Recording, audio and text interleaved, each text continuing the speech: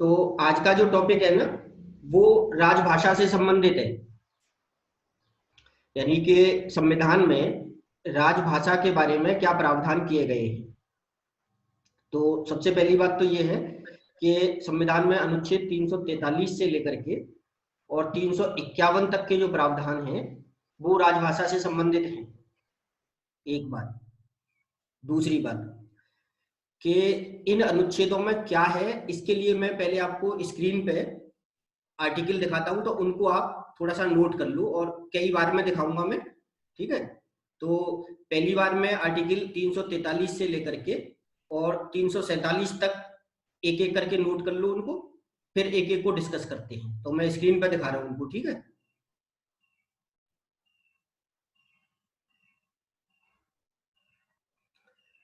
तो जैसे आर्टिकल 343 में संघ की राजभाषा के बारे में नोट करना चाहो तो नोट कर लो, और बाद में देखना चाहो तो वीडियो में बाद में देख लेना। अनुच्छेद 344 में ये प्रावधान किया गया है कि संसद जो है राजभाषा के संबंध में एक आयोग बनाएगी और एक समिति का गठन करेगी। अभी डिस्कस करूंगा मैं इनको। 345 में राज्यों की राजभाषाओं के बारे में दिया गया है। 46 में संघ और राज्यों के बीच में पत्राचार की भाषा क्या होगी, और 47 में कुछ अन्य उपबंध दिए गए हैं। ठीक है, तो पहले इन पर डिस्कस करते हैं। तो सबसे पहली बात तो यह है कि संविधान के अनुसार हमारी राजभाषा हिंदी है और इसकी जो लिपि होगी वो देवनागरी लिपि होगी। ठीक, और लेकिन जो अंक हैं यानी डिजिट हैं, डिजिट जो होंगे वो इंटरनेशनल होंगे। दो चीजों को ध्यान रखना है कि स्क्रिप्ट देवनागरी होगी और अंक जो होंगे वो अंतरराष्ट्रीय होंगे।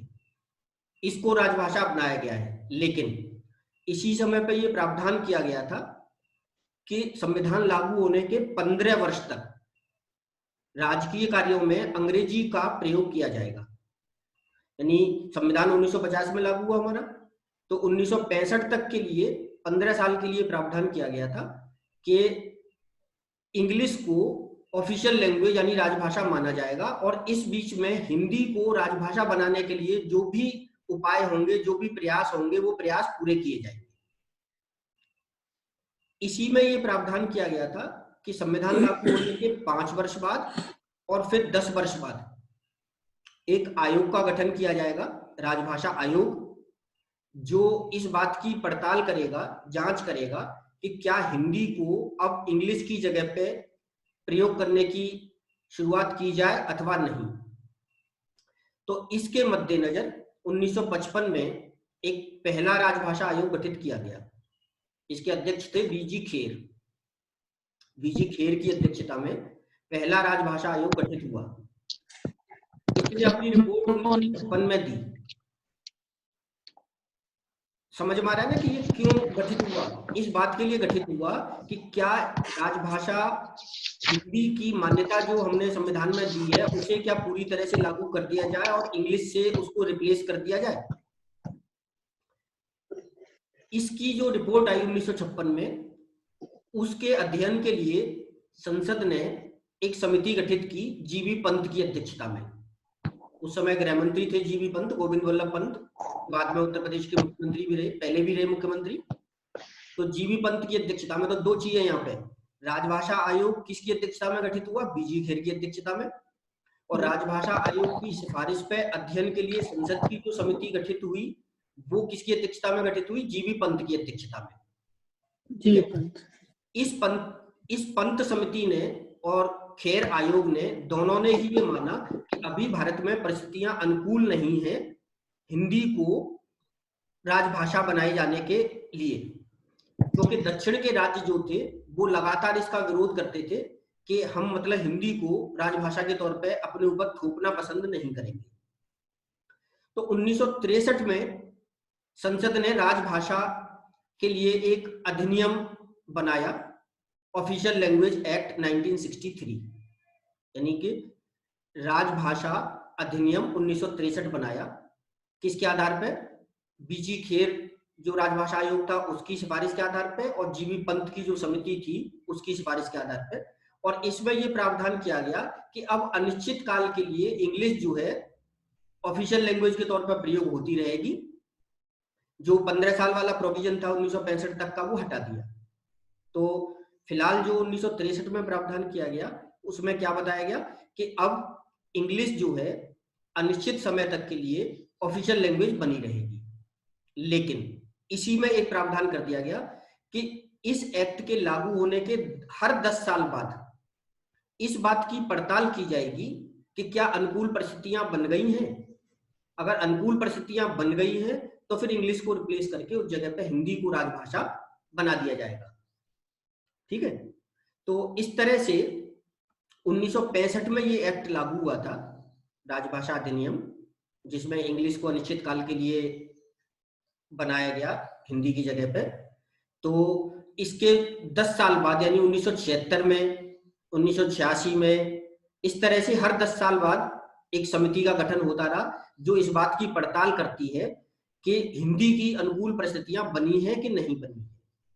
और हर बार इसकी पड़ताल में ये बात निकल के आती है कि अभी दक्षिण के राज्य जो है, और खासतौर से तमिलनाडु, केरल, आंध्र प्रदेश और कर्नाटक, ये जो कन्नड़, तेलुगु, तमिल और मलयालम बोलने वाले जो राज्य हैं, ये खास तौर से हिंदी को अपने ऊपर थोपा जाना पसंद नहीं करते।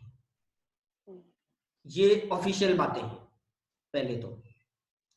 अब यहाँ पे लगे हाथ थोड़ा सा डिस्कशन हम इस बात का करते हैं कि हिंदी से विरोध क्या है। दूसरे जो राज्य हैं दक्षिण के, हिंदी से विरोध क्या है और उसके रास्ते में क्या रुकावटें आ रही हैं। तो देखो, पहली बात, हिंदी पूरे देश में बोली जाती है, समझी जाती है। हर प्रदेश का नागरिक हिंदी जानता है, काम चलाऊ हिंदी समझ लेता है, लिख लेता है, बोल लेता है। फिर भी वो जबरदस्ती अपने ऊपर हिंदी को थोपा जाना पसंद नहीं करता। मुख्य बात ये है, हिंदी को वो पूरी तरह से अपने ऊपर थोपने के तौर पर पसंद नहीं करता। इसलिए हिंदी को अपना स्थान दिलाने में जो अड़चन आ रही है वो कहीं ना कहीं कम्युनिकेशन गैप की है। आपस में राज्यों के बीच में और केंद्र के बीच में संचार जो है वो बेहतर नहीं हो पा रहा। इस वजह से हिंदी लागू नहीं हो पा रही। हालांकि अनुच्छेद 351 में केंद्र को ये निर्देश दिए गए हैं कि वो हिंदी का उचित विकास करे, इसके लिए जो भी संभव हो वो उपाय करे और धीरे धीरे इंग्लिश के स्थान पर हिंदी को उसका अपना जो दर्जा है राजभाषा का, वो दर्जा दिलाया जाए। और सारे फिर जो ऑफिशियल काम है जैसे कि आज अंग्रेजी में होते हैं वो हिंदी में होने लगे। ठीक है, तो ये हिंदी के राजभाषा के बारे में, राजभाषा आयोग के बारे में, संसदीय समिति के बारे में, ये मैंने कुछ पॉइंट बताए हैं। तो पहले इन पॉइंट्स पे अगर कुछ जानना है आपको तो हाथ खड़ा करिए, फिर आगे डिस्कस करेंगे इन बिंदुओं को। और अभी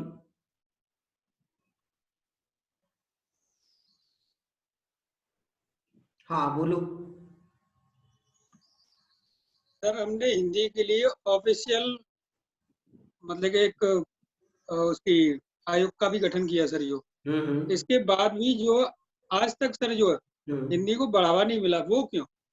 हाँ, उसके रास्ते में जो मैंने अभी थोड़ी देर पहले एक बात बताई थी ना कि सभी लोग भारत में हिंदी समझते हैं, जानते हैं, लेकिन कहीं ना कहीं कम्युनिकेशन गैप है केंद्र और राज्यों के बीच में। कि जैसे होता है ना एक कि थोपना कि हिंदी राष्ट्रभाषा है, हिंदी ही पूरे देश की भाषा है। आप हिस्ट्री पढ़ते हो, हिस्ट्री में आपने जब संगम काल पढ़ा है, जिस समय पे तमिल भाषा का व्याकरण वगैरह आपने जो संगम साहित्य पढ़ा था, तमिलों के बारे में ध्यान अगर आपको आ रहा हो तो ये बातें हैं मौर्य काल के बाद की, अशोक के बाद की, जो दक्षिण में 3 और 4 राज्यों का उल्लेख आप पढ़ते हो, चोल, चेर, पांड्य, इन राज्यों का उल्लेख पढ़ते हो आप। उसी समय पर तमिल भाषा विकसित हो गई थी। ठीक है, उसके कुछ समय बाद तेलुगु, कन्नड़, मलयालम भाषा विकसित हो गई। और हिंदी जानते हो कब विकसित हुई है? हिंदी भारत में विकसित हुई है मुगलों के बाद, मुगल जब आए हैं। तो हिंदी बहुत पुरानी भाषा नहीं है भारत की। तमिल, तेलुगु ये बहुत पुरानी भाषाएं हैं। पुरानी भाषा संस्कृत जरूर है, संस्कृत सबसे पुरानी भाषा है भारत की। तो ये लोग हिंदी को इसलिए अपने ऊपर थोपा जाना पसंद नहीं करते कि ये भाषा ज्यादा पुरानी नहीं है और उनकी खुद की भाषाएं बहुत पुरानी हैं, तो उनका कहना यह है कि हमारी पुरानी भाषाओं के ऊपर एक नई भाषा को तवज्जो कैसे दी जा सकती है, उनका मानना ये है। ठीक है, तो समझा बुझा करके प्रयोग में आने के बाद, जैसे फिल्मों की भूमिका बहुत अच्छी है कि हिंदी फिल्में काफी बड़ी मात्रा में बनती हैं, हिंदी फिल्में पूरे भारत में देखी जाती हैं, लेकिन शायद आपको जानकारी है कि नहीं है, हिंदी से भी ज्यादा लोकप्रिय तमिल और तेलुगु फिल्में हैं, अगर आपको जानकारी हो तो मतलब तमिल और तेलुगु भाषा की फिल्में भी बड़ी मात्रा में बनती हैं, बड़ी मात्रा में बिजनेस करती हैं, लेकिन हम मान के चलते हैं कि हिंदी की करिए, तो हिंदी उतनी पुरानी भाषा नहीं है, इसलिए ये अपने ऊपर थोपा जाना पसंद नहीं करती। ठीक, आपस में एक अंडरस्टैंडिंग के आधार पर धीरे धीरे तो पसंद करते हैं उसको, और धीरे धीरे अब आप जैसे चेन्नई वगैरह जाओगे, तमिलनाडु जाओगे, तो पहले की स्थिति में और अब की स्थिति में बहुत अंतर आया है कि पहले जब बताते हैं लोग कि जब तमिलनाडु जाते थे या उधर केरल जाते थे तो हिंदी समझने वाले लोग नहीं थे। आज आप किसी भी रास्ता चलते व्यक्ति से हिंदी में बात करिए, वहां पे तमिलनाडु में, केरल में, आंध्र प्रदेश में, तो वो आपको रास्ता बता देगा। ठीक है, मैं खुद आंध्रा वगैरह गया था, हैदराबाद वगैरह गया, तो मैंने देखा वहां पे हिंदी सब लोग बोलते हैं, लेकिन जब थोपोगे उनके ऊपर, और थोपना तो कोई भी पसंद नहीं करता, बस तो बात ये ना कि प्रॉपर तरीके की, यहाँ पे हमारी जो नौकरशाही है ना, उसका रोल बहुत क्रिटिकल आता है कि वो नहीं चाहती कि इंग्लिश रिप्लेस हो। एक्चुअली क्या है ना, वो एक इलीट क्लास बने रहना चाहते हैं, इलीट क्लास आप समझते होगे ना, वो श्रेष्ठ बने रहना चाहते हैं, और इंग्लिश में कहीं ना कहीं एक श्रेष्ठता का बोध उनके अंदर आता है, तो वो चाहते हैं कि इंग्लिश हटे नहीं, इसलिए वो इस मुद्दे को ना, बहुत ही संवेदनशील मुद्दा है, और संवेदनशील मुद्दे को वो प्रॉपर तरीके से हैंडल नहीं करते हैं, वो बिगाड़ना चाहते हैं चीजों को। हाँ सर, यानी कि जो दक्षिण भारत है उधर हिंदी को वो एक्सेप्ट करना नहीं चाह रही हो, नहीं, पर ऐसे उनकी ऐसे इंग्लिश लैंग्वेज काफी, ऐसे समझो थोपने के तौर पर पसंद नहीं करना चाह रहे सर, पर उनकी इंग्लिश लैंग्वेज काफी ठीक होती है। हाँ हाँ, तो उसे क्यों, मतलब उसे क्यों वो एक्सेप्ट कर रहे हैं फिर? अब देखो इंग्लिश तो एक तरह से कहो ना कि अंतर्राष्ट्रीय स्तर पर बहुत मान्यता प्राप्त कर चुकी है, इसके पीछे कई कारण हैं। सबसे पहला कारण आप देखोगे, और कुछ चीजों को सुविधा से भी जोड़ के देखो, कि आज डिजिटल प्लेटफॉर्म पे, यानी ऑनलाइन जितने भी माध्यम है ना, उसमें इंग्लिश और बाकी भाषाओं की स्थिति देखो। सबसे मैं आसान एक तरीका आपको समझाऊं कि आप हिंदी के फॉन्ट का चक्कर देखो, कंप्यूटर पर कितने सारे फॉन्ट हैं, कितनी प्रॉब्लम आती है हिंदी। तो हिंदी के लोगों ने हिंदी के लिए काम ही नहीं किया है। क्या हिंदी के लिए कोई ऐसा यूनिवर्सल एक फॉन्ट नहीं हो सकता जो चेंज ही ना हो, उसी में सब हो? इतने हजारों फॉन्ट हिंदी के क्यों हैं? इंग्लिश का तो एक ही फॉन्ट है, इंग्लिश तो आप कहीं से कहीं कॉपी पेस्ट करो, कोई आपके सामने फॉन्ट की प्रॉब्लम आती है कहीं? सारी फॉन्ट की प्रॉब्लम हिंदी की आती है। तो मैं जो कहना चाह रहा हूं कि हिंदी के लोग ही खुद काम नहीं करना चाह रहे हिंदी के पक्ष में, और इंग्लिश के लोग कितना काम करते हैं। आप देखो हिंदी को भी इस पर ऑनलाइन प्लेटफॉर्म पर जो बढ़ावा मिल रहा है ना, पता है किन की वजह से मिल रहा है? गूगल, माइक्रोसॉफ्ट, फेसबुक, इनकी वजह से मिल रहा है। ये लोग मेहनत कर रहे हैं हमारे लिए, हम तो मेहनत ही नहीं करते। हमने तो कहीं फॉन्ट विकसित ही नहीं करे। सारे फॉन्ट आप देखोगे मंगल फॉन्ट है, ये फॉन्ट है, ये कौन ला रहा है इनको? कौन विकसित कर रहा है इनको? मार्केट के हिसाब से वो लोग विकसित कर रहे हैं। आप देखोगे टूल्स गूगल पे, इन पे कितने बढ़िया टूल्स आ गए हिंदी में। क्या हम लोगों ने विकसित करे? तो हम खुद ही नहीं चाहते हिंदी को बढ़ावा देना। इंग्लिश को सुविधाजनक बना दिया। जैसे आप कह रहे हो ना, इंग्लिश क्यों ज्यादा मतलब मान्यता प्राप्त है, इंग्लिश को लोग क्यों पसंद करते हैं, तो हर तरीके से आप देखो कितना सुविधाजनक बना दिया गया है।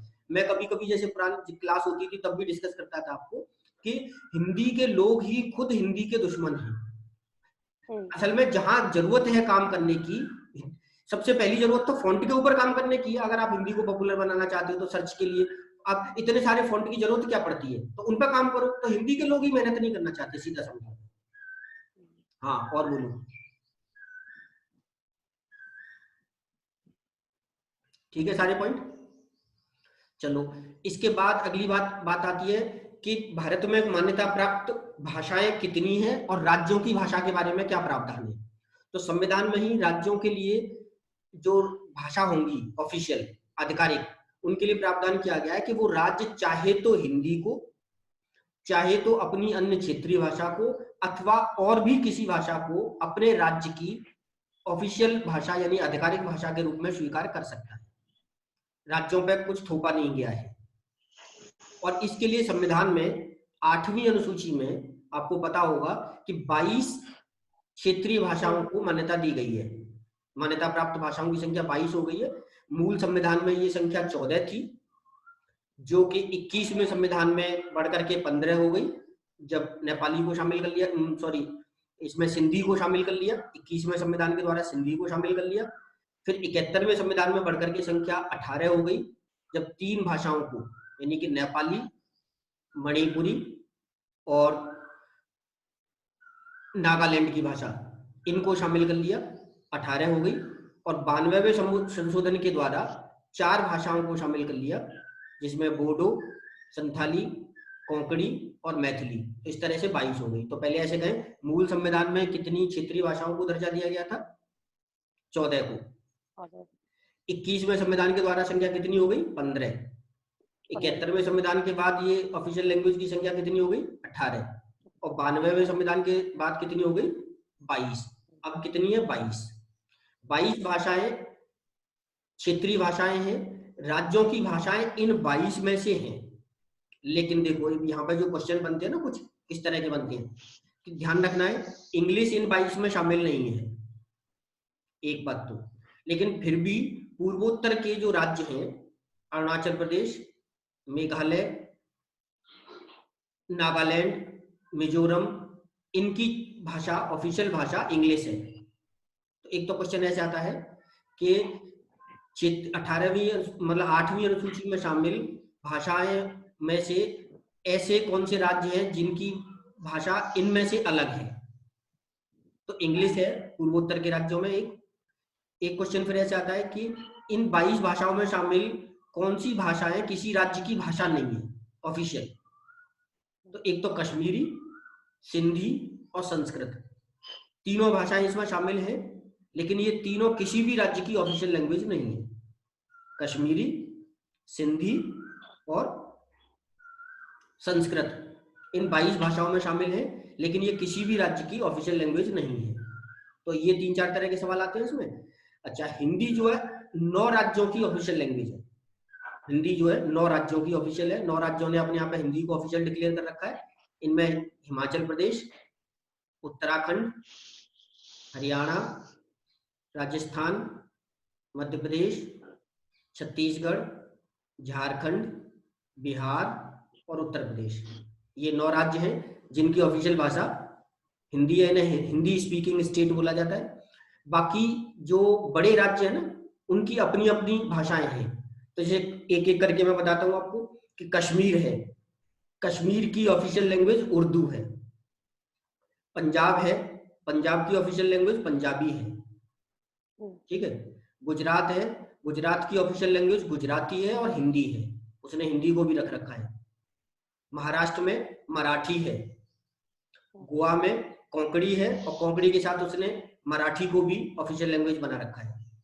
कर्नाटक की ऑफिशियल लैंग्वेज कन्नड़ है, केरल की ऑफिशियल लैंग्वेज मलयालम है, तमिलनाडु की तमिल, आंध्र प्रदेश की और तेलंगाना की दोनों की तेलुगु है, उड़ीसा की उड़िया है, पश्चिम बंगाल की बांग्ला है, आसाम की असमिया है। तो इस तरह से आप देखोगे इनकी ऑफिशियल लैंग्वेज इस तरह से है। ठीक है। तो अलग अलग राज्यों की ये ऑफिशियल लैंग्वेज हो गई, केंद्र की ऑफिशियल लैंग्वेज हो गई, राजभाषा आयोग हो गया।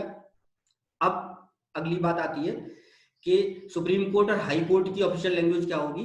तो अभी तक इसके लिए जो प्रोविजन है वो ये है कि हाई कोर्ट और सुप्रीम कोर्ट की ऑफिशियल लैंग्वेज इंग्लिश होगी। संसद द्वारा पारित विधेयक, अध्यादेश, अधिनियम, नियम, इन सब की ऑफिशियल लैंग्वेज इंग्लिश होगी। राज्यों में भी अधिनियम और इन सब की ऑफिशियल लैंग्वेज इंग्लिश होगी। वो चाहे तो राष्ट्रपति से पूर्व मंजूरी लेकर अपनी क्षेत्रीय भाषा में भी उन्हें कर सकते हैं, लेकिन उसका इंग्लिश वर्जन उन्हें देना होगा।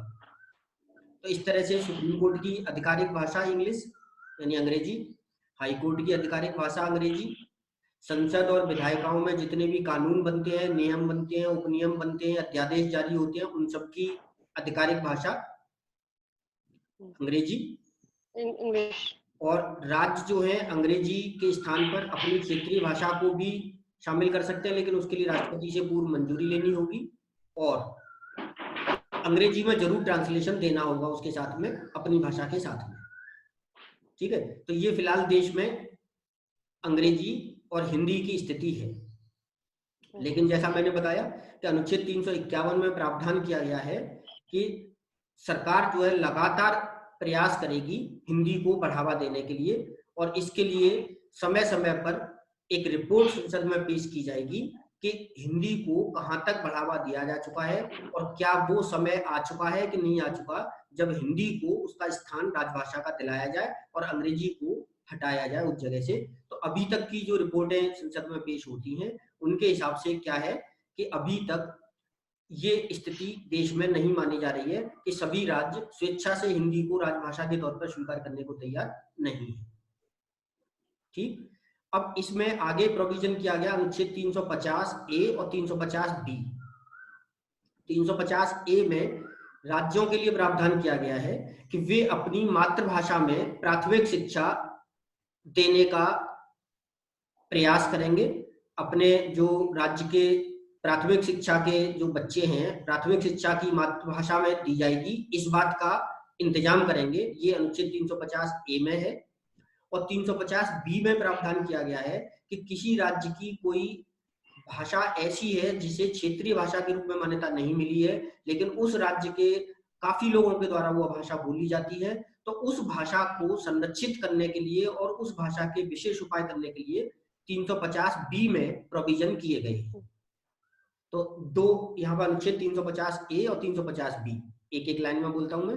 350 ए में क्या प्रावधान है कि राज्य जो है प्राथमिक शिक्षा को क्षेत्रीय भाषा में देंगे। इसका उल्लेख कहां पे है? 350 ए में। और 350 बी में कि राज्य अपने यहाँ पर किसी ऐसी भाषा को जो क्षेत्रीय भाषा का दर्जा 8वीं अनुसूची में नहीं दिया गया जिसको, लेकिन काफी लोग उस राज्य के बोलते हैं उस भाषा को, तो उनके लिए विशेष उपबंध करेगा। और ये दोनों अनुच्छेद 7वें संविधान संशोधन के द्वारा 1956 में जोड़े गए हैं। अगर आपको ध्यान आ रहा हो तो पहला राजभाषा आयोग 1953 में बना था, पहला राज्य पुनर्गठन आयोग, राजभाषा आयोग नहीं, राज्य पुनर्गठन आयोग फजल अली की अध्यक्षता में, अगर आपको ध्यान आ रहा हो तो 1953 में बना था, जिसने राज्यों के पुनर्गठन के लिए सिफारिश की थी। तो उसने ही उसकी रिकमेंडेशन में ये चीजें शामिल थी कि प्राथमिक शिक्षा क्षेत्रीय भाषा में होनी चाहिए, और जो अल्पसंख्यक भाषाएं हैं जिन्हें कम लोग बोलते हैं राज्य में, उनके लिए विशेष प्रावधान होने चाहिए। तो 350 ए और 350 बी को 7वें संविधान संशोधन के द्वारा 1956 में शामिल किया गया था। एक बात। दूसरी बात, 350 बी के अंतर्गत जो अल्पसंख्यक भाषा है, यानी भाषाई अल्पसंख्यक कहें, उनके लिए एक आयुक्त की नियुक्ति की गई जो इनके लिए विशेष मतलब प्रबंध करेगा। अल्पसंख्यक जो लोग हैं, अल्पसंख्यक धार्मिक नहीं, ध्यान रखना है यहाँ पर, भाषाई अल्पसंख्यक, तो भाषाई अल्पसंख्यकों के लिए विशेष उपबंध करते हुए 1957 में एक आयुक्त का पद सृजित किया गया, और इसका हेडक्वार्टर इलाहाबाद में यानी प्रयागराज में है, और 3 इसके उप कार्यालय हैं, चेन्नई में और मतलब दक्षिण के राज्यों में, बंगलौर में और एक केरल में। तो 3 उप कार्यालय और एक मुख्य कार्यालय कहां पर? प्रयागराज में। किस बात के लिए? भाषाई अल्पसंख्यकों की देखरेख के लिए। भाषाई अल्पसंख्यक कौन होंगे? वो लोग जिनकी संख्या कम है लेकिन राज्य के अंदर वो एक कोई भाषा ऐसी प्रयोग करते हैं जिसे क्षेत्रीय भाषा के रूप में दर्जा नहीं दिया गया है। ठीक है, तो इनका उपबंध किया गया है भाषाई अल्पसंख्यकों के रूप में। तो एक क्वेश्चन और भी आता है कि हमारे संविधान में धार्मिक अल्पसंख्यकों को मान्यता नहीं है, भाषाई अल्पसंख्यकों को मान्यता है। धार्मिक अल्पसंख्यकों के लिए प्रावधान हमने कर रखे हैं, लेकिन संविधान में कहीं देखेंगे तो वहां पर उल्लेख नहीं आता, लेकिन भाषाई अल्पसंख्यकों के लिए प्रावधान आता है। ठीक है, तो ये 3-4 पॉइंट हुए। इनसे रिलेटेड पहले कोई पॉइंट पूछना हो तो बोलो। हाँ बोलो।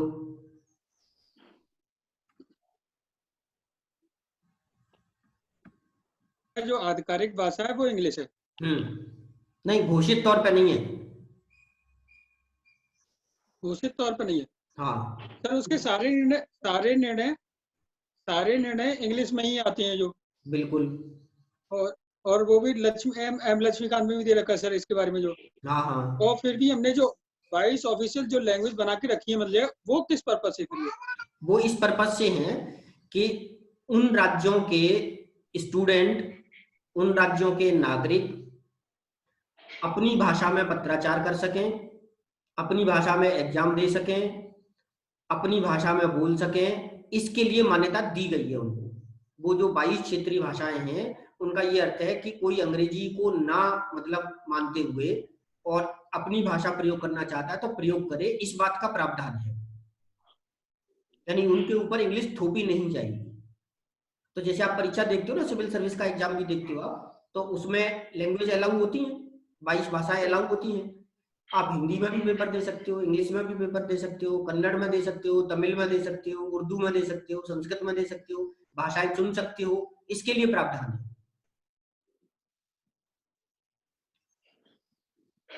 और बोलो कोई पॉइंट।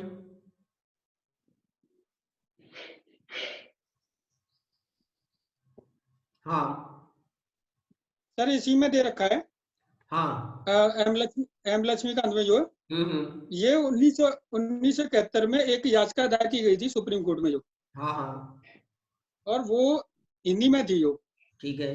तो सुप्रीम कोर्ट ने इस आधार पर उसे निरस्त कर दिया कि ये इंग्लिश में नहीं है जो। हाँ ठीक तो है। फिर वो क्यों नहीं, वो तब क्यों? उसके बाद फिर प्रावधान किया गया ना, तब उससे पहले प्रावधान नहीं था ना, जो मैंने अभी बताया ना कि 349 और 348 और 349 में सुप्रीम कोर्ट और हाई कोर्ट की भाषा इंग्लिश है। पहले इसको समझो, ठीक। उस समय तक जो तुम 1971 की बात बता रहे हो, तब तक ये प्रावधान नहीं था कि कोई राज्य या राष्ट्रपति इनमें हिंदी को भी मान्यता दे दे। तो 1971 में सुप्रीम कोर्ट ने अपने उस कानून के आधार पर उस याचिका को रद्द कर दिया था। लेकिन उसके बाद में फिर ये प्रावधान किया गया है कि अब हिंदी में अब तो एक प्रावधान कर दिया गया है, संसद ने प्रावधान कर दिया है कि कोई भी व्यक्ति देश का किसी भी अधिकारी के सामने कोई एप्लीकेशन देता है तो वो किसी भी भाषा में दे सकता है, किसी भी भाषा में, उसको भाषा के आधार पर रद्द नहीं किया जाएगा। ये 1971 के बाद ही ये प्रावधान करे गए हैं, ठीक है। पर सर वो दे सकता है, मतलब कोई व्यक्ति तो दे सकता है, मतलब अपनी एप्लीकेशन किसी भी भाषा में जो। पर जो उनके निर्णय आएंगे सर वो तो इंग्लिश में ही आएंगे सर। हाँ, निर्णय इंग्लिश में आएंगे, लेकिन अगर वो फिर कहेगा तो उनको हिंदी में या उसकी मातृभाषा में ट्रांसलेट कराने की व्यवस्था की जाएगी, ऐसा है, उपलब्ध कराने की व्यवस्था की जाएगी, ऐसा है। और अब कुछ हाईकोर्ट तो हिंदी में, जैसे इलाहाबाद हाईकोर्ट अब इंग्लिश के साथ हिंदी में ट्रांसलेशन करके देने लग गया डिसीजन। तो अब काफी काफी परिवर्तन आए हैं, तो काफी चीजें आगे बढ़ी हैं।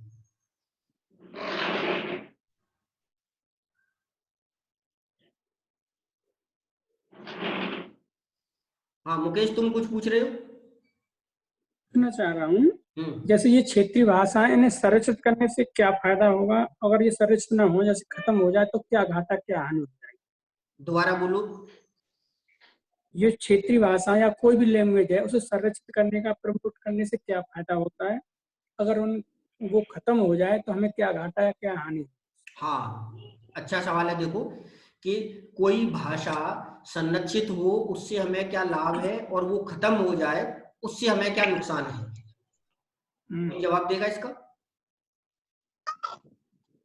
सर एक तो शायद जो वहां पर जो उन्हें जो विद्वान है, मतलब उनको पुरस्कार देने की कुछ प्रावधान है जो। और वहां पर सांस्कृतिक यानी कि विद्यालय या विश्वविद्यालय खोलने की व्यवस्था की जा सकती है, जिसमें केंद्र सरकार उनका सहयोग करेगी। नहीं, सवाल अलग है, तुम जवाब दूसरी डायरेक्शन में दे रहे हो। सवाल ये है कि किसी भाषा के खत्म होने पे क्या हमें क्या दिक्कत है? हो जाने दो खत्म उसको। तमाम भाषा एक रख लो, एक भाषा रख लो कोई जो हमें अच्छी आती है, उसे हम बोलते रहेंगे, हमें क्या दिक्कत? देखो, इसको इस आधार पर समझो कि हम हिंदी भाषी हैं और हिंदी खत्म हो जाए, ठीक है, तो हमें तो दिक्कत आएगी ना। अपने ऊपर लेकर के देखते हैं उसको। हम दूसरे ऊपर, जैसे हम तो हिंदी भाषी हैं, हम सोचे कन्नड़ खत्म हो जाए, होती रहे, हम कन्नड़ से, हम थोड़ी मतलब है कन्नड़ से, लेकिन कन्नड़ वालों को तो मतलब है ना उससे, क्षेत्रीय लोगों को असर पड़ेगा। हाँ, तो देखो हम ऐसे बोलते हैं ना कि सपने अपनी मातृभाषा में ही आते हैं। हमें सुविधा कायम होती, सपने अंग्रेजी में नहीं आते। हम अगर हिंदी भाषा तो अंग्रेजी में नहीं आते सपने, हमें सपने तो हिंदी में ही आते हैं। तो ऐसे कहो, देखो इसका कहने का ये मतलब है कि हमारी अपनी जो भाषा होती है हम उसी में सोचते हैं बेहतर। देखो आपके सामने सबसे बड़ी दिक्कत, आप सिविल सर्विस को लेकर के समझो तो आप समझ जाओगे इसको। हिंदी भाषी प्रदेश के स्टूडेंट्स को सिविल सर्विस में क्या दिक्कत आती है कि वो खिचड़ी हो जाते हैं बेचारे, कि हिंदी में तो बढ़िया सोच पाते हैं, लिख पाते हैं, और स्टडी मटेरियल अंग्रेजी में जाता है। ठीक है, तो देखो उन्हें डबल मेहनत करनी पड़ती है, एक तो विषय में विशेषज्ञता लानी है, दूसरी अंग्रेजी में भी विशेषज्ञता लानी है, तो डबल मेहनत करनी है उनको। और जो इंग्लिश मीडियम के लोग होते हैं उन्हें सिर्फ विषय में ही विशेषज्ञता लानी है, इंग्लिश तो उनकी मजबूत होती ही है। तो कहने का मतलब जो यहाँ पे है कि हमारी अपनी जो भाषा होती है उसमें हमें किसी चीज को सीखने में, समझने में, सोचने में, नए विचार लाने में सुविधा होती है, अन्य भाषाओं में हमें नहीं होती। तो अगर कोई भाषा मर जाएगी तो उस भाषा को बोलने वाले लोग, उस भाषा में रचा गया साहित्य, उस भाषा के लोगों को दिक्कत होगी। इसलिए हम संरक्षित करने की बात करते हैं उनके पॉइंट ऑफ व्यू से, अपने पॉइंट ऑफ व्यू से नहीं, उनके पॉइंट ऑफ व्यू से। बिल्कुल इसको ऐसे समझो, देखो कि हम सांप को बचाना चाहते हैं, जैसे बात आती है ना इकोलॉजी में, तो ऐसे ही हम भाषाओं को बचाना चाहते हैं। भाषाएं जीवंत होती हैं उस जगह की सांस्कृतिक और उन चीजों को, परंपराओं को समझने के लिए, तो इसलिए हम बचाना चाहते हैं उन लोगों के लिए। सर कुछ भाषाओं को शास्त्रीय दर्जा दिया गया, शास्त्रीय भाषा का दर्जा दिया गया, वो फिर क्यों? हाँ, अब यहाँ पे अगली बात आती है कि 2004 में एक सरकार ने, केंद्र सरकार ने एक नया कंसेप्ट दिया शास्त्रीय भाषाओं का, जो संविधान में नहीं है, ध्यान रखेंगे। ठीक, शास्त्रीय भाषा का एक कंसेप्ट दिया, और अब तक 6 भाषाओं को शास्त्रीय भाषा, शास्त्रीय चीज किसे कहते हैं, क्लासिकल लैंग्वेज या क्लासिकल शब्द जो आता है ना, वो आता है जो चला आ रहा है परंपरा से, पहले से जो चीजें चली आ रही हैं उन चीजों को हम कहते हैं क्लासिकल। तो इस समय में भारत में 6 भाषाओं को क्लासिकल भाषा यानी क्लासिकल लैंग्वेज का दर्जा दिया गया है, शास्त्रीय भाषा का दर्जा दिया गया है, जिनमें सबसे पहले 2004 में तमिल को दर्जा दिया गया था, 2005 में संस्कृत को, फिर इसके बाद 2008 में कन्नड़ और मलयालम को, फिर इसके बाद 2013 और 14 में आकर के उड़िया को। तो इस तरह से 6 भाषाएं हमारी जो है, मतलब तेलुगु बीच में शामिल हो गई और फिर उड़िया। तो एक बार मैं फिर बोलता हूँ, तमिल, संस्कृत, मलयालम, कन्नड़, तेलुगु, उड़िया। उड़िया को 2014 में दर्जा दिया गया, तमिल को सबसे पहले 2004 में दर्जा दिया गया। तो इन भाषाओं को शास्त्रीय भाषा का, तो पहली बात तो शास्त्रीय भाषा कौन सी हैं, वो भाषाएं जिनका हमें लिखित प्रमाण 1500 से 2000 साल पहले से मिलते हैं, यानी करीब 1500-2000 साल पुराने जिन भाषाओं के हमें लिखित प्रमाण मिलते हैं, यानी जो भाषाएं 1500 से 2000 साल पहले से हमारे प्रचलन में है, लिखित प्रमाण है, स्पष्ट साक्ष्य है, उन भाषाओं को हम शास्त्रीय भाषा कहते हैं।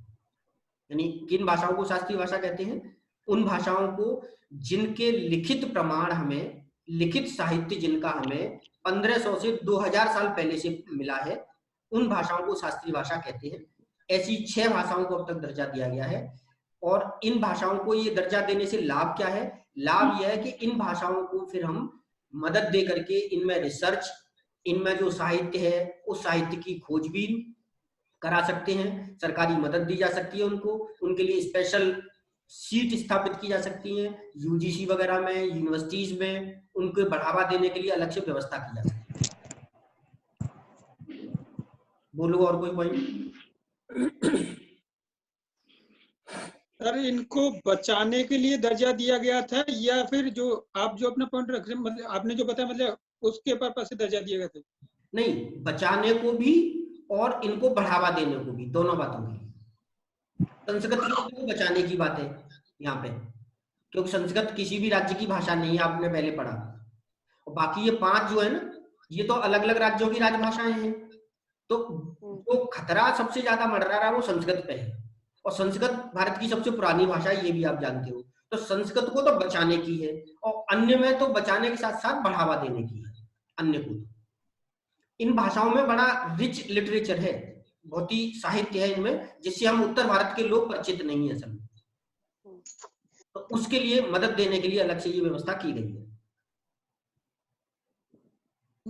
सर एक राजभाषा और दूसरा एक शब्द जो राष्ट्रभाषा, जो इन दोनों को थोड़ा क्लियर करा दीजिए।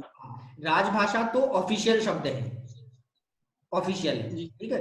और राष्ट्रभाषा, जैसे राष्ट्र शब्द होता है ना, राज्य और राष्ट्र, राष्ट्र शब्द कोई ऑफिशियल तो होता नहीं है। राष्ट्र तो इसे भावना पर निर्भर करता है। जैसे आप राष्ट्र के बारे में पढ़ते हैं, जैसे कहो ना भारत एक राष्ट्र है कि भारत एक राज्य है, तो हम कहते हैं भारत एक राज्य है ऑफिशियली, भारत राज्य एक फीलिंग के आधार पर, भावना के आधार पर हम कहते हैं भारत राष्ट्र है।